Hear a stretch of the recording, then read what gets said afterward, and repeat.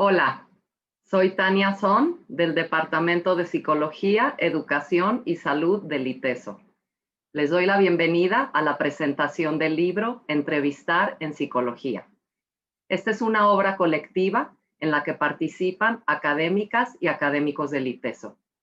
Este libro surge del trabajo de muchos años en la formación de estudiantes de psicología y otras disciplinas. Formación en competencias básicas de interacción y comunicación que facultan para realizar entrevistas de manera profesional. Entrevistar es un proceso complejo que implica poner en juego diversos saberes, actitudes, habilidades, modos de interacción y comunicación, así como el establecimiento de una relación que permita al profesional la comprensión profunda de la vivencia y los significados de la persona. Esta obra se conforma de 3 ejes temáticos. En el primero, se exponen los aspectos generales de la entrevista psicológica. Un asunto de particular importancia en este eje tiene que ver con el propósito del encuentro, como elemento distintivo con respecto a otras formas relacionales. En ello, destaca el carácter preponderante que tienen las cualidades de una relación que facilita el conocimiento y el cambio personal en distintos campos de aplicación de la psicología. De este primer eje comentarán su capítulo 3 autoras. Del capítulo Las características de la entrevista psicológica, tenemos primero la participación de la doctora Elvira Orozco. Bienvenida, Elvira, muchas gracias. Gracias, Tania. En este capítulo, como bien lo comentas, abordamos las generalidades de la entrevista. Antes de plantearnos un tema, es muy importante clarificar a qué le damos sentido, cuál es el significado de ese tema. Y los autores revisados en este capítulo convergen en que es un encuentro, una comunicación, una interacción que converge en esta parte de la comunicación, de las habilidades y de las técnicas, con un propósito y un objetivo establecido. Entonces, básicamente es un encuentro entre 2 o más personas con un propósito establecido que cuenta con cierta estructura o ciertas fases para llevar a cabo este objetivo.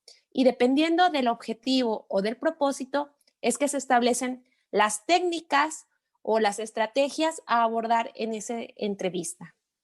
Entonces, más que entrevistar, es más que preguntar. Es impulsar, como tú bien lo dices, este encuentro, esta capacidad para compartir y desarrollar esa interacción. Bueno, entonces, si estamos hablando de que tiene una estructura, ¿cuál es esa estructura? ¿O cuál es ese proceso que debe de llevar?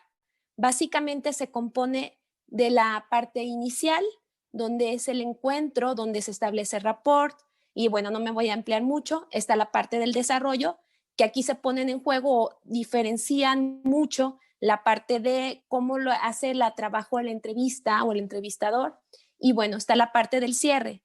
Hay autores que plantean que la entrevista inicia mucho antes que el mero encuentro, porque pues requiere una pericia, una planeación, es técnica y arte. A veces creemos que porque sabemos hablar, sabemos ya entrevistar o sabemos preguntar, pero es más que nada, como le decía, arte. ¿Arte en qué sentido? Que requiere de muchísimas horas de práctica para que parezca natural. Y bueno, en este sentido, si el desarrollo tiene o requiere cierta pericia o ciertas estrategias, conviene saber y diferenciar en qué tipos de entrevistas o en qué áreas se puede establecer, que aquí mi compañera Lorena puede ampliar un poco más. Perfecto, claro, muchísimas gracias. Gracias, Elvira. Y bueno, ahora le voy a dar la palabra a la maestra Lorena Salazar para que continúe hablándonos de este capítulo. Gracias, Lore.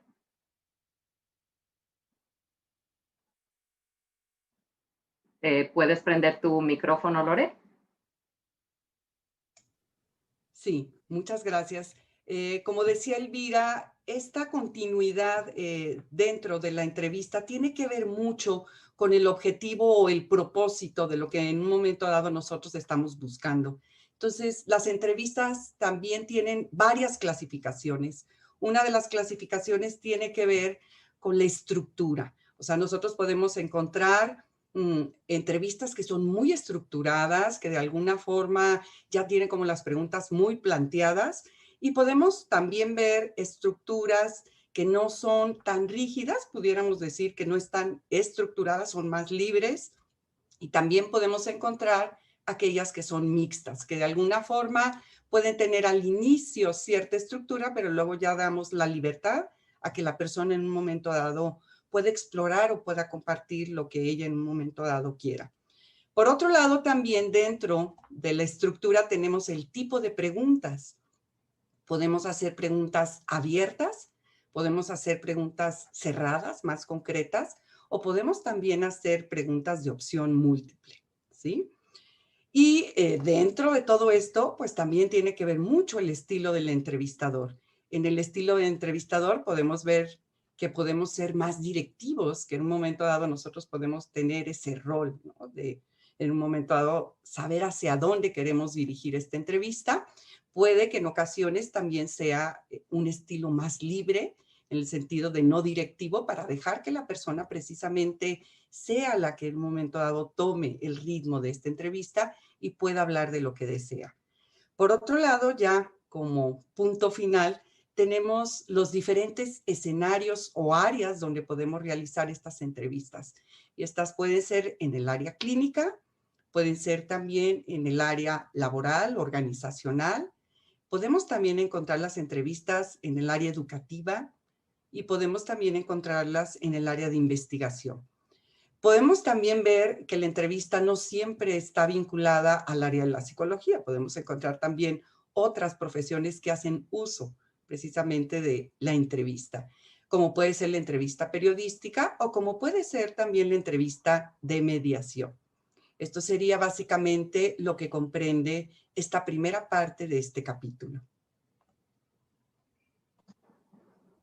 Muchas gracias. Gracias, Lore, por compartirnos esto. Ahora, de este mismo eje, vamos a escuchar el comentario del capítulo que se denomina La entrevista como experiencia relacional. Y para ello nos va a comentar la maestra Beatriz Tamés. Gracias, Betty. Bienvenida. Muchas gracias, Tania. Mira, este capítulo que tuve la fortuna de compartir con la maestra Gabriela Serafín, abordamos los temas de la relación que se crea en el momento de la interacción. A la hora que estamos entrevistando es la experiencia entre dos que se vinculan. Y en esa vinculación se co-crea junto con el otro una relación que nos puede ayudar o no a poder alcanzar algunos objetivos propuestos. Entonces, lo que se pretende es ir alertando al lector sobre los elementos que están involucrados más allá de lo dicho. Uno de los errores muy comunes dentro de la entrevista es querer basar las experiencias o las preguntas propuestas de lo dicho, nada más por el otro. Y sabemos que el acto comunicativo no contempla una complejidad que va más allá de la palabra misma. Tiene que ver con emociones, con sensaciones, con actitudes, con simbolismos y frecuentemente hasta con interpretaciones. Entonces, desde ese paradigma de la complejidad, se va dando una serie de elementos que le permitan al entrevistador el poder ir revisando, analizando e incluso decidiendo con qué elementos se está topando y se quiere involucrar para facilitar un tipo de relación con el otro que le permita lograr un objetivo a alcanzar. En esta experiencia también es muy importante que el entrevistador sea consciente de todo lo que está alrededor de sí mismo, es decir, no nada más de lo que el otro está diciendo, sino de lo que ellos entrevistadores están también comunicando a la hora de estar frente al otro. Temas como la congruencia entre lo que digo y lo que hago, la pregunta que coloco y el gesto que yo estoy utilizando para la hora de hacerlo, evidentemente le va a dar al entrevistador un par de mensajes que a lo mejor no va a saber cómo acomodar. Y luego nos dan respuesta a ese nivel y descuidamos o nos sorprende porque no era la respuesta esperada por el entrevistador. ¿sí? Entonces se pretende en este capítulo el ofrecer a los entrevistadores la capacidad de ese reconocimiento de la complejidad en la totalidad, de cómo podemos nosotros ofrecerle al otro o ir co-creando una relación que nos permita ir avanzando en esa relación de ayuda. Abordamos también los principios de la relación de ayuda, que tiene que ver con la empatía, con la escucha, con el establecimiento del rapport, con el ir avanzando en los niveles de intimidad, y todo es con esta finalidad de que la persona pueda ir reflexionando, analizando o elaborando lo que el entrevistador le va proponiendo. Entonces, desde ahí es el capítulo que nosotros escribimos. Excelente, muchísimas gracias. Gracias, Betty, por comentarnos del capítulo. Ahora pasamos al segundo eje, el segundo eje de este libro. Este segundo eje aborda el tema de los recursos estratégicos y personales que se requieren para realizar la entrevista. Se habla de aptitudes, de acciones a considerar por parte del entrevistador en las diferentes fases que componen un proceso de entrevista. Dos aspectos de particular importancia en este eje son, por una parte, los matices del encuentro dependiendo de la situación de vida de la persona entrevistada, y por otra parte, los procesos de implicación personal con lo que ha de ser especialmente cuidadoso el entrevistador. De este eje tenemos también dos de nuestras autoras. En el capítulo de destrezas y habilidades para la entrevista nos va a comentar la maestra Marta Gómez. Bienvenida, Marta. Gracias, Tania. Bueno, este capítulo tuve igual la fortuna de escribirlo con la doctora Liliana Castillejos, y en coincidencia con lo que comentaban Elvira Orozco y Lore Salazar, también Betty, sobre los capítulos anteriores en donde planteaban este proceso dinámico que supone la entrevista, nosotras también, basándonos en este proceso vivo, cambiante que supone entrevistar a otro en esta interacción, planteamos entonces una serie de habilidades y destrezas, también consideradas como competencias, basándonos en cada una de las etapas que van cambiando en función de lo que estamos buscando nosotros como entrevistadores. Entonces, en este capítulo, si bien vamos a ver distintas destrezas y habilidades planteadas o recomendadas en momentos en los que va avanzando el entrevistador, también planteamos que estarán en función del objetivo, ¿no? Porque, como bien se intitula este libro, Entrevistar en Psicología, son distintos los campos de aplicación de la entrevista en la psicología. Entonces, bueno, planteamos o damos orden a estas habilidades en una primera etapa de inicio, en la cual hacemos hincapié pues en el saludo, en el acomodo del espacio, en este encuentro con el otro en el que hay que cuidar, ¿no?, todas el contexto y las situaciones ambientales. Y también hacemos hincapié en el encuadre, en la definición de los objetivos, en qué hacer para poder establecer los roles, los tiempos con ese otro, ¿no? Nos centramos entonces en destrezas y habilidades de comunicación muy concretas, ¿no? Damos ejemplos en este capítulo de cómo hacer eso, ¿no? Cómo esta interacción, este establecimiento de la relación se va definiendo en términos de acciones. Y vamos avanzando en el desarrollo, ¿no? Establecimiento de la relación, la definición del problema, y más adelante en el establecimiento de metas o acuerdos, dependiendo del objetivo de la entrevista o en función de qué está, para poder emplear entonces otras destrezas más avanzadas, ¿no?, que suponen ya si se establecieron compromisos, qué hacer para llegar a estos compromisos, en qué nos tenemos que fijar. Y bueno, finalmente en la etapa de cierre, en donde se va a dar seguimiento a estos acuerdos o a estas metas que se establecieron. Bueno, esa es la propuesta de nuestro capítulo. Muchísimas gracias. Gracias, Marta, por comentarnos. De este mismo eje tenemos el comentario de un capítulo que se titula Atributos de la entrevista en las distintas etapas del ciclo vital. Y para ello tenemos la participación de la maestra Gabriela Serafín. Bienvenida, Gaby. Hola, buen día. Bueno, sí, este capítulo pues nos da la oportunidad de también alertar al lector de que sí, como han venido escuchando, la entrevista se prepara con un objetivo, pero también tenemos que aprender a ubicarla de acuerdo a quién va dirigido. Y cuando hablamos de esto, pues tenemos que darnos cuenta que la persona en sus diferentes momentos de vida, pues tiene características distintivas que si el entrevistador toma en cuenta, puede finalmente perfilar a esa persona, a ese entrevistado, y adecuar los recursos, las herramientas, el mismo espacio, los materiales para conseguir una entrevista exitosa, ¿no? Lo que quisimos hacer en este capítulo también, tuve la oportunidad de ser coautora con la doctora Liliana Castillejos. Tuvimos esa oportunidad de decir, ofrezcamos una mirada breve y concisa, pero sí hablar de esas particularidades de todo el ciclo vital, ¿no? ¿Qué caracteriza a esos pequeñitos preescolares si queremos o pretendemos entrevistarlos como a un niño un poco mayor, un adolescente, un adulto?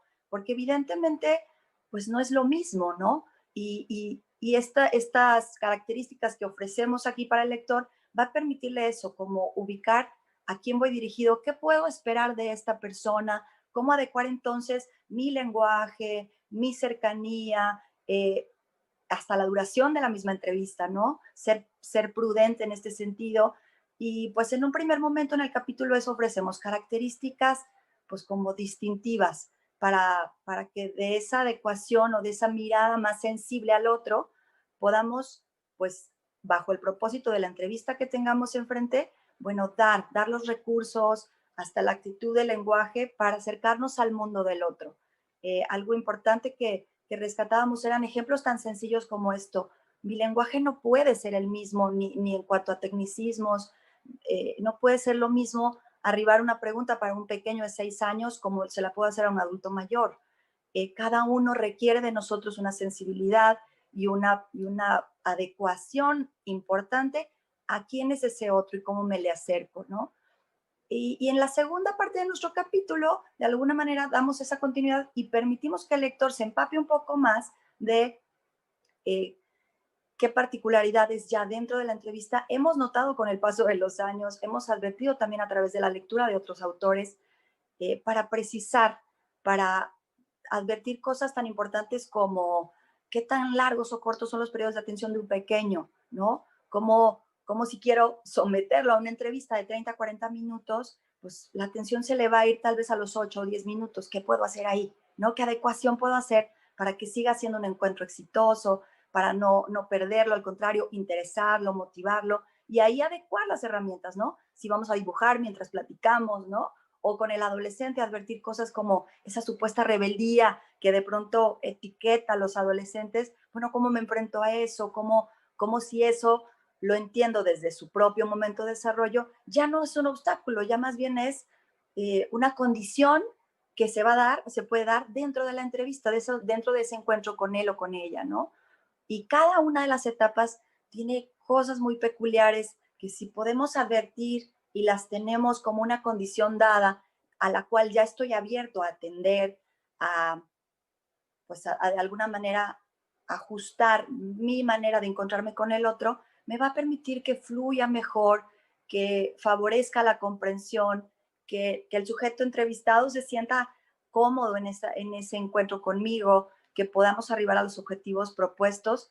Si hay esta mirada sensible a decir, bueno, ¿cómo yo te hago la pregunta de manera que tú puedas fluir con tu respuesta? ¿Cómo yo también te regreso lo que voy comprendiéndote para que tengas la certeza y la confianza de que está siendo bien recibido tu mensaje? Y este alertar el cambio en el momento de desarrollo de la persona, pues nos permite esa mirada grandota que también asumo como entrevistador, ¿no? Y que el lector puede hacer esos ajustes, esas como apreciaciones más puntuales de qué tipo de temas tocar, qué tipo de discurso establecer, qué condiciones o precauciones debo de tener, ¿no?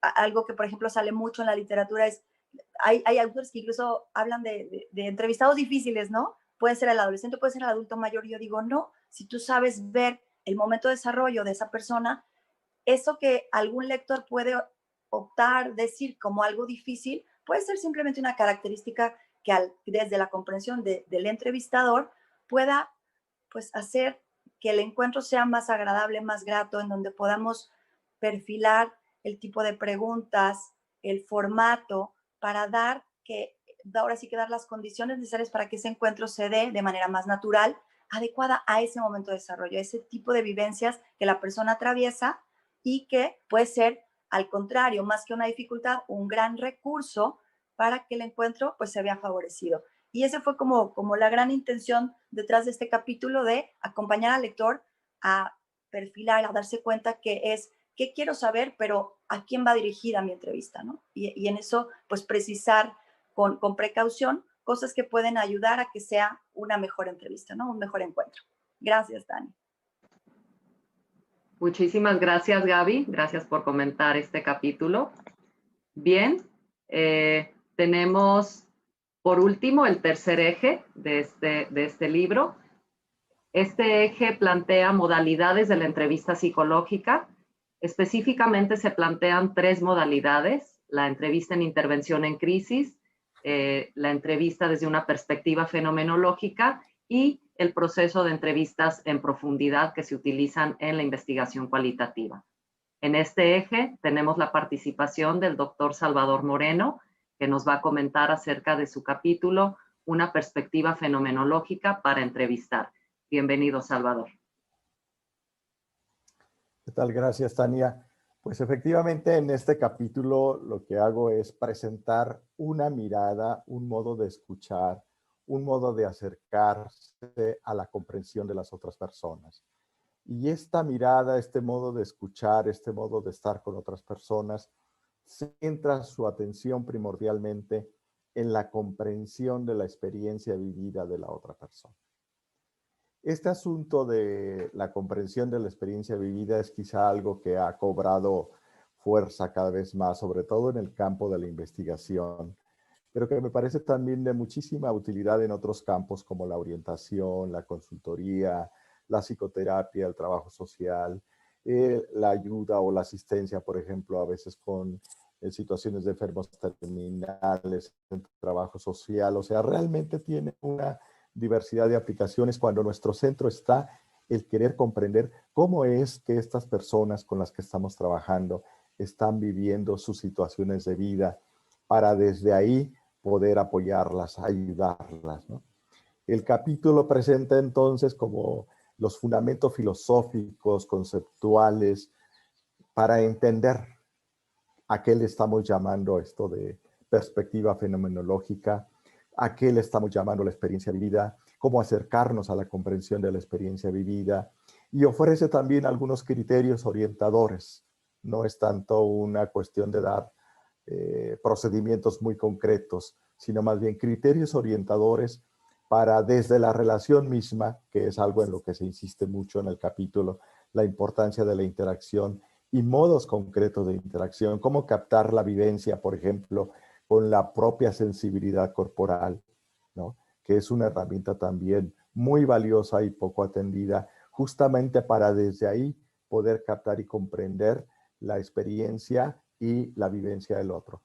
Y finalmente, bueno, sí hablamos también de algunos procedimientos, cómo se puede expresar la comprensión a la otra persona desde esta perspectiva más corporalmente vivida, para incluir tanto significados cognitivos como afectivos, como corporalmente vividos. Entonces, bueno, es una perspectiva creo que novedosa y pretende pues esta síntesis de lo conceptual, lo reflexivo, la interacción y algunos procedimientos concretos. Creo que les va a gustar. Excelente, muchísimas gracias, Salvador, por comentarnos de tu capítulo.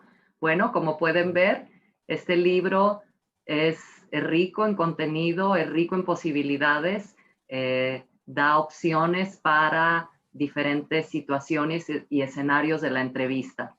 Estos 3 ejes organizan los contenidos y reflejan reflexiones, debates, diálogos en torno al desarrollo de competencias para entrevistar, así como de la puesta en marcha de este ejercicio profesional imprescindible en la psicología.